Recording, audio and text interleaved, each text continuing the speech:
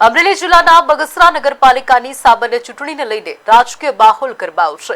પૂર્વ પાલિકા પ્રમુખ નિતેશ ડોડિયાએ વિશ્વાસ વ્યક્ત કર્યો છે કે ફરી ભાજપનો ભગવો લહેરાશે। નિતેશ ડોડિયાએ જણાવ્યું કે બગસરા નગરપાલિકાના 1 થી 7 વોર્ડના 28 ઉમેદવારો વિજેતા થશે અને ફરી કેસરીઓ લહેરાશે। તેમણે ભારપૂર્વક કહ્યું કે દેશના વડાપ્રધાન નરેન્દ્રભાઈ મોદી અને ગુજરાતના મુખ્યમંત્રી ભૂપેન્દ્રભાઈ પટેલની સરકાર દ્વારા વિકાસ સાથે પ્રજાલક્ષી યોજનાઓ છેવાડાના લોકોને મળી રહી છે। તેમના મતે આ યોજનાઓ અને વિકાસ કાર્યોને કારણે બગસરા નગરપાલિકાની ચૂંટણીમાં ભાજપનો વિજય નિશ્ચિત છે।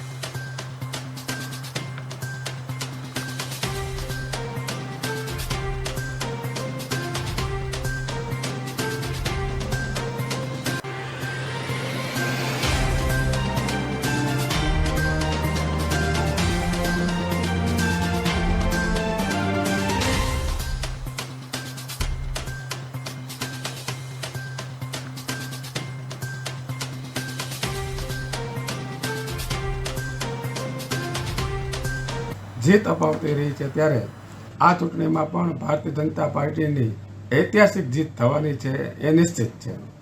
મેં કીધું ને જીત નિશ્ચિત છે।